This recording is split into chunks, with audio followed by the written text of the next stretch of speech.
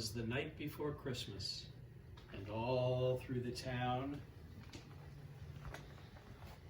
the street lights came on as the sun headed down. Then restaurants and shops closed their doors for the day, but not holiday lights. On they would stay. Some kids were having fun in the park, but now it was time to go home before dark. All of the houses became busy and bright as families inside prepared for the night. Children ate dinner, took baths, went to bed. They knew that good dreams would soon fill their heads. When the grown-ups got tired, things came to a stop. House lights turned off, starting with Nan and Pop. Then Fisher's, Aiden, Liam, and Greg's, Francis and Jenny's, Cubby's and Teddy's, Granny and Grandpa's, and Pete and Penny's. The town's train started moving. At first it was slow. As it reached the tunnel, the whistle gave a blow. It passed several houses before halting at one. It was Fisher's. Was this going to be fun? All aboard! The conductor called from the train. I hope I don't have to say it again. Where are we going? Fisher asked with surprise. You'll see, said the conductor with a gleam in his eyes. As the train started moving, they all took a seat. Next stop, the mountain home of Penny and Pete. And Fisher said, come for a ride under the night skies. When asked where they were going, he said, it's a surprise. Then through the tunnel to pick up the others. Cubby, Teddy, Francis, Aiden, Liam, Greg, and their fathers and mothers. Again, Fisher said, come and ride under the night skies. Where are we going? It's a big surprise. The train went past the smoothie store that Aiden and Liam liked to explore. Granny and Grandpa were near the last stop. And finally, the home of Nan and Pop. The conductor spoke again when the train reached the station. Now go up those stairs for your next destination. They did. And soon another train came into view. It was green. What did that mean? Nobody knew. On the side of the train was a cheerful line. Merry Christmas, it said. Now that's a good sign. The green train stopped, and the same conductor stepped out.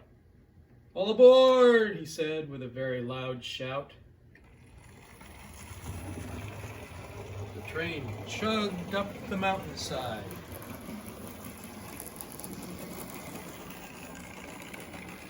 Past a waterfall. Wow, what a ride! Around the bend and nearing its goal, the train's whistle blew.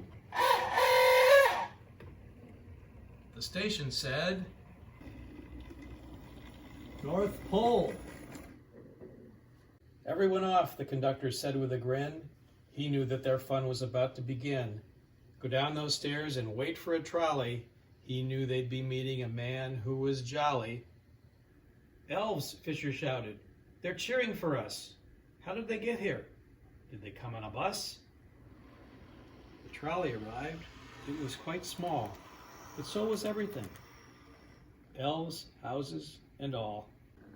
The trolley moved forward as its whistle blew. Then it stopped. Were they going to see something new? Wait, look, stairs that go down. Where do those lead? Is there another elf town? Down the stairs they went, even Nan and Pop. And that's when they found Santa's workshop. They saw Santa's list and his room full of toys. They saw his helpers, some girls and some boys.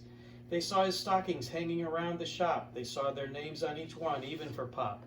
They saw stuffed bears, candy canes, and much more. There was even a Yule log right there on the floor. Santa's workshop trolley zipped and zoomed all around. It was hard to believe this was all underground. They went up the stairs to get back on the trolley. They hoped to see more of the man who was jolly. Past skaters on frozen lake, and then to town square. They saw a huge Christmas tree. It was right over there. 100 elves stood near the tree. They were watching something. What did they see? All of a sudden, the lights began blinking. And everyone in the trolley was thinking, what's going on? Does anyone know they were seeing such a fantastic show? Santa Claus stood next to his sleigh. I'll bet he had something important to say.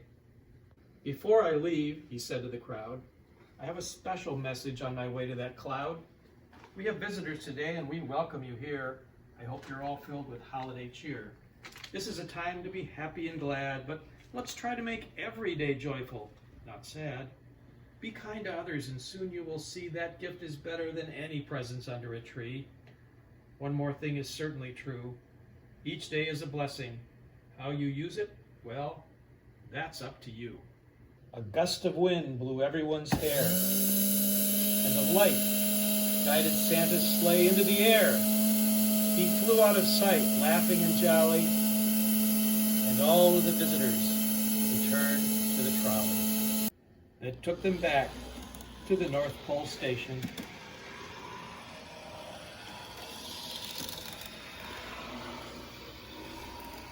Up the stairs to the train for their next destination.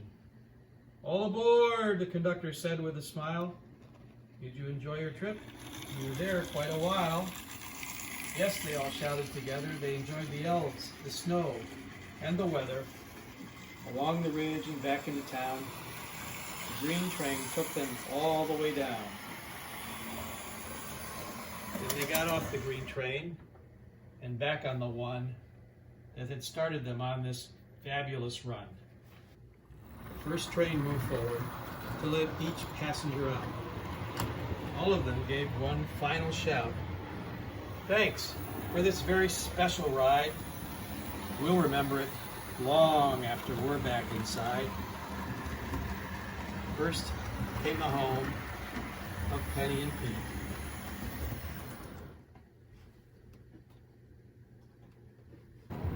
Then the houses for Cubby and Teddy, Francis and Jenny, Aiden, Liam, and Greg, Granny and Grandpa, Nan and Pop. And finally at Fisher's house, the train came to a stop. As the light in his snow-covered house went dark, you could barely see Triangle Park. Next to the train tracks ran a road that mattered. Like the train, it united them even though they were scattered. So no matter how far apart we may seem, we are always connected. And that's not just a dream. So if you become worried or sad, remember these words. They will help make you glad. Deep inside, you should always hear, the family that loves you is always near. On the side of the table is a note where the trains still run. For my children and grandchildren, with love from Dad Pop, November 14th, 2021. Wait, what's that atop the mountainside? It sure looks like Santa on his Christmas Eve ride.